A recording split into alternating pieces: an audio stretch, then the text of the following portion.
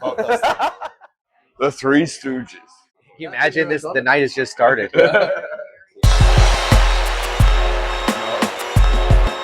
What you got back there? When you look like this, you have to try to find your identity. It's fucking good shit. It's a really intimate moment, okay? They sold me a bum freaking joint. We're gonna cut that from the final edit. That was sick. Wow.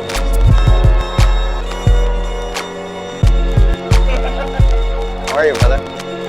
The experience should not change from the time you open to the time you close. Did you get it from the Chinese ladies in the neighborhood? Yeah, totally, man.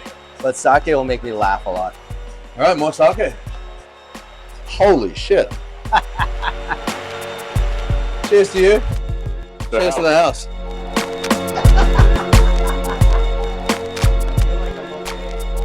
Oh, yeah.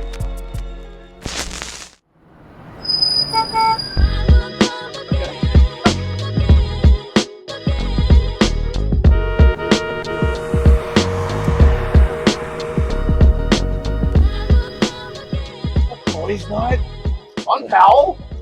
Let's go. I'm fired up. I've not actually been to Nero yet. No? I have. It's fucking dope. I'm excited. Yeah.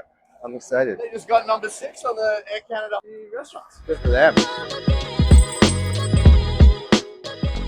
Nero Tondo by the dynamic duo of Devin Latte and Lucas Johnston. These lads cut their teeth at the Acorn, one of Vancouver's coolest restaurants, and have now ventured east. Located on Powell Street, Nero Tondo is a key player in one of the strongest hospitality streets around. How have you been? Good, yeah. We're here to feast and let them cook. Cheers, us. Cheers. Apparently we rocked up with the same style. Button down, brown shirt. So is the hat like a chef thing? Is that? No. I think it's a bald man thing. It's a bald man thing? No. When I put it on again this seat, when it started to get cold again, I found a $20 note in the rim. The first bite, I was like, is that spicy? Not spicy. Oh, yeah, I can see what you mean. Are you sensitive to spice? I'm a sensitive boy. No, I love spice. Oh. My butthole, though, on the other hand. Yeah, not so much. You need to disconnect. You need to disconnect your mind from your butthole. Yeah. Well, no, and that's why I do. I eat it. It's just the next day. We'll talk He's about that Australian. later. Oh, that's zippy. It's a really intimate moment, okay? You never went to the Acorn? I never went to the Acorn. I don't go out at all, really, and I really should go see what's going on in the city and support local chefs because I think it's important. That being said, I get to my weekend and I either want to spend time with my kids or I just want to Switch the engines off totally. just be turned off. Cook at my house, and I'm notoriously bad at checking out the things that are cool. Whereabouts do you live? Right around here. Oh, do you? Yeah. We're in the neighborhood. Yeah. Oh, right on. How long have you lived in this neighborhood for? I guess about 5 years. Have you seen any major changes in the area? Or? I mean, this block seems to have Popped off. I mean, the most major change has been recently, I think.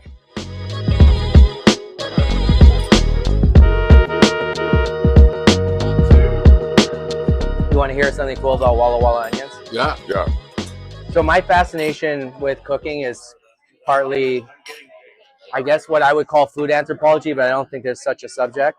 But like where food comes from and how it ends up in places is to be quite honest, how I found excuse to mix a bunch of things together. Because whenever somebody would say, well, that's not traditional, I would say, well, what is traditional? How far back are you willing to go? And I always thought, okay, Walla Walla onion, it's like Washington State. But Walla Walla onion, the seed, was originally brought from Corsica, where my grandfather was born. Damn. So it's a Corsican onion, as far as I know. I don't know who brought it to Corsica. That I don't know. Yeah. I don't know where onions originate from, but that's what I know. It's a little nugget. I find all that extremely fascinating, honestly. Like the history of food, I feel like the same thing. Like even when you look at any what you call like classical European food, French, Italian, even if you look at Caribbean food is African Indian food. Yeah. the whole idea of traditional food can somewhat be upended. And the only reason why the sense of traditional food exists is because war and trade changed history very slowly in our past, right? But if you look at what it does now, with the exchange of information now, with the internet, whatever, things quickly evolve. Like if you look at cooking all over the world, almost every chef does a little bit of Japanese, a little bit of this, a little bit of that. Whereas historically, a dish would change maybe to the chagrin of the local population, but you wouldn't hear about it. And eventually it just became What was the dish? a traditional dish. When chilies and tomatoes were introduced to Europe, I'm sure there were people that hated it. They thought it was a nightshade plant. They thought it was poisonous. They didn't want to eat it. It was too spicy, like in terms of chilies or tomatoes. Because tomatoes aren't naturally indigenous to. They're South American. Right. And so are chilies, and so are potatoes. And so is corn. But it's so synonymous with Italian culture. Right. Wow. But so this is my thing about like the idea, like when people want to make a stand and argue this whole thing about traditional cuisine, what's traditional is that whatever they develop from that ingredient, they repeat it over and over again. That became traditional. Hey, you want to try this? Look at the stretch on that, eh? A little bit of resistance. Beautiful. Scarpetta. Scarpetta, baby. It's almost got that moisture. It's The like amount of moisture is from like, it almost feels like there's onion in it. You know when you get onion bread and it's got like, it holds all that moisture? I think it's just on Or top. is that just the levain? Maybe it's just at the vein. It's a highly hydrated dog. Delicious flavor though. Last time I was in Vancouver. Did you get it from the Chinese ladies in the neighborhood? Yeah, totally, man.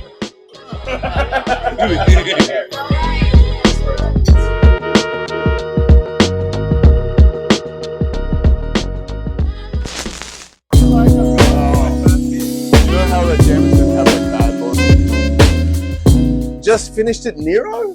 Yeah, Nero. Holy Tondo. shit. It's fantastic. So good. So good.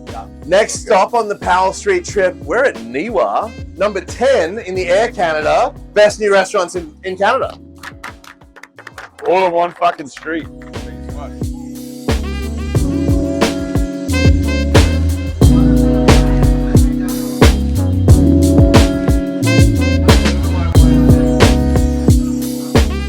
Niwa.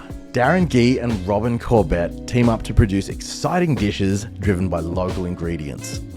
Darren is a weapon here in the hospo community. Robin, the GM, brings a classy touch to the dining experience for what is always a memorable night at Niwa. The vibes, the food, the sake. You're gonna love this. I think I have sake here too, by the way. You'd get into trouble. We have to get sake because I mean, it's on the menu, right? Hot sake or cold sake? Cold sake. cold Cold sake. What's the deal with hot sake? You heat up shit sake. Are Okay. Generally. Holy shit. you impressed? Just escalated quickly. Next door. Thank you. Yes. The amount of complexity you get from sake is actually insane. Wow, that's good. And it's a grass. Is it literally one grain in each one? Did you eat grass when you were a child? My last name's Grass. Like, you'd think so. You fuck. But sake will make me laugh a lot. All right, more sake.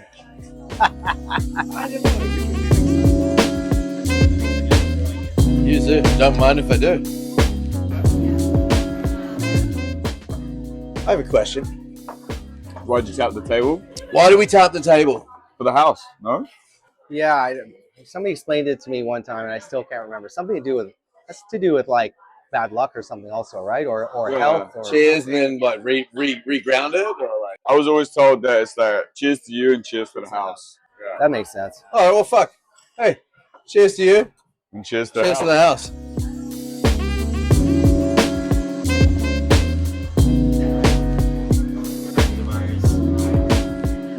Just looking and observing this little kitchen space. As far as a diner goes, that's the show, eh? Like, you can see the kitchen from everywhere. It Yeah, I mean- drags your eye in. That's what I've always loved. Like Balbe is the most exposed kitchen we have, but I always wanted to build a place that was like that, like kitchen in the. I think in the food. kitchen's the stage, man. I think so I too. think the kitchen's the stage. I don't know. There's a cultural thing where a lot of chefs don't like to be out the front, don't like to be in the view of the diner. But the ones that do, as a front of house guy, there's a crackle, right, in the dining room when the chef comes into the dining room. I agree with everything you're saying about us being people in the back and doing all that thing, but I feel like a lot of people really forget how important the front is. It's vital. Hot take. I don't think that there's a lot of places in Vancouver that nail the front of house. To your point about the show that happens in the dining room, there's an art to it, or there's a fucking art to it. And you know what the art is knowing what's going on at every given moment at every table, and also what's going on in the kitchen, and having that timer. There's a clock constantly going, knowing when you look at a table and they've been sitting there without something for too long. That moment is when hospitality people on the front of house who have it or know what to look for can accelerate an experience. Yeah. Yes. That was sick. I really admired how well front of house do, because they don't only just deal with the fucking dickheads in the back. They deal with all the You have dickheads really out amazing. front. They Yeah, expect that is. Michelin quality food and service and all this shit, and then they come back and be like, "Yes, chef," and they don't say shit. Whilst the chef's just yelling at them, saying that their Why parents has don't. this been not run? Your parents don't even fucking love you. You know what I mean? Like,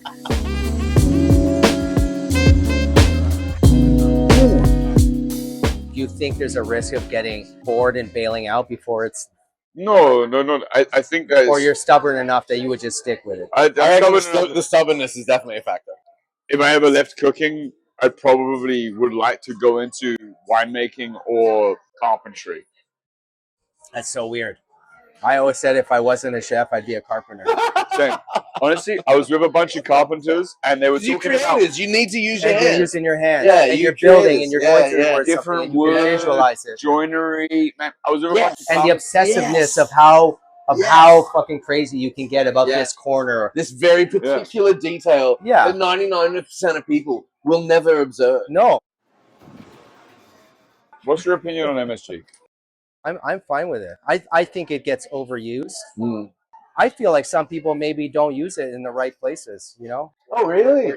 Yeah, like in the minutest amount can make a difference in the corner of a flavor, you know? Did you grow up as an Englishman eating the worst fucking Brussels sprouts? No, because my great grandmother was a sick cook. Oh, was she? Oh yeah, My parents came from that era where it was like bowl of shit out of them. salt and pepper was seasoning. If you wanted to get sexy, it was Keen's mustard. You know? Mine was roasted with bacon and fucking chestnuts. I didn't know what that was until I was like 23. That's not a chestnut, that's a mushroom. Yeah, right? Good job. You don't know your mushrooms through your nuts. Thank you so much. Thank you. Spectacular. All right, 1, 2, 3. We got it. Thank you, guys.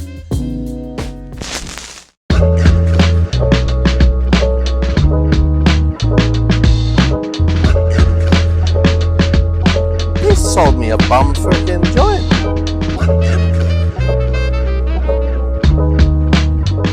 You put pickle on it? Yeah, it's stuck to the bottom. Muchas gracias. You know what I feel like? Sitting here, it's like, you know that, have you ever followed influencers in the wild? And then like this couple of the bars just laughing at us. I would eat that again. That's great. Tequila. All right, well, cheers to a nice little digestive. Cheers. Cheers, cheers, We're gonna cheers. eat some freaking pasta to the house. The finishing move, Angela Pastificio. I don't think I said that right, but I'm really excited. All I've heard is nothing but the best. And this is a heck of a nightcap on two incredible restaurants. Please. Merci.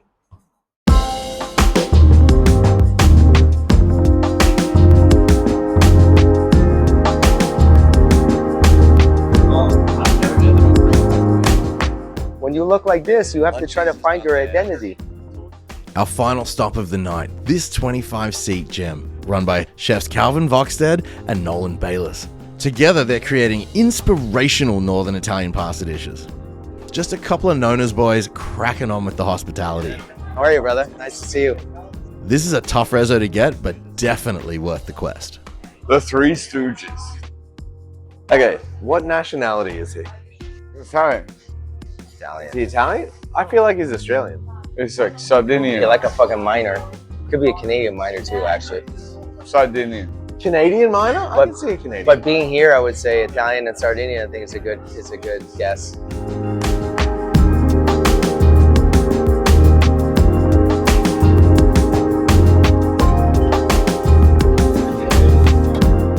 Do you know the family from Sardinia at all? I have the name. I have where he was born. A little bit of history, so I need to go find where that is. So I'm picking up a few things here. You're a bit of a historian. You're a bit of a lineage guy. When you grow up looking like this, but you have this background, Yeah. and people are like, you know, racist towards you because they're ignorant. They don't really know what the fuck they're talking about, and that's just part of what happens in life. Yeah. I think you start to figure out how do you find your identity? Right? Wow. Like, what does that mean? When you visibly cannot feel like you belong to a something, how do you feel like you belong? And what ends up happening is you don't really belong. So I don't really belong to my French, Corsican, Italian side because visibly I look so different. So like that's one of my things. When I go to a new spot, the first thing I look at is the washroom. I think washrooms are actually really indicative Vital. to the intention of the place. Absolutely. Have my children, Joël, have my children. Right, just like the tables. Yeah. So that if anybody walks in, the whole restaurant looks reset and perfect. It's showcase ready. And that's the difference between people who are just kind of going through the industry and people who are part of the industry. The experience should not change from the time you open to the time you close. You know what his secret is, right? He's half Asian. No, he lathers himself in olive oil every morning. That also. Both those things. That's why Japanese Italian. Hey, the English, eh? The bite experience, the mouthfeel to that. Wow, that was cool. That's the traditional way. When you go out to a new spot, do you judge what's coming out to you? Do you have a preconceived notion? Are you a pretty open book to the experience? How does that work for you? I will probably give them the benefit, like the establishment, the benefit of the doubt, especially if it's at the beginning. You came to Corso when I was alone, Yeah, and I was no budget, no nothing. yeah. But I always temper. Yeah, you gave me a lot of really good advice for a lot of dishes we tried. So, Yeah. What were some of the things that Joël told you in the early days? I think it was the bone marrow, tortellini, and brodo. That was one of the biggest things. I think was textural components and stuff like that. Pasta was thick. I remember now. The pasta was too thick. Yeah. And it just needed to be fleshed out a little bit. And again, like pasta was one of my weakest points in my life, right? So Which is pretty cool to watch because your pasta now, like I come into your pasta, I'm like, fuck, that's pretty savage. If that was a weakness for you 5 years ago? well, it wasn't my strong suit. Smell this. Like the nose is very old world. Little tortellini we had were like perfect.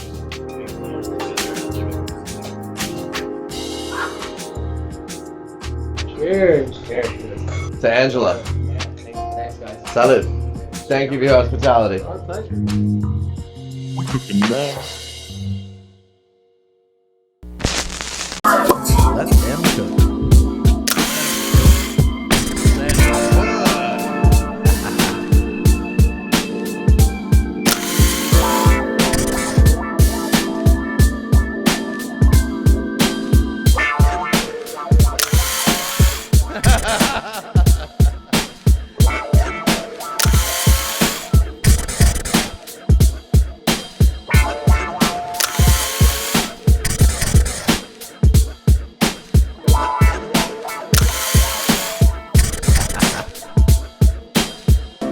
Let them cook. Let them cook.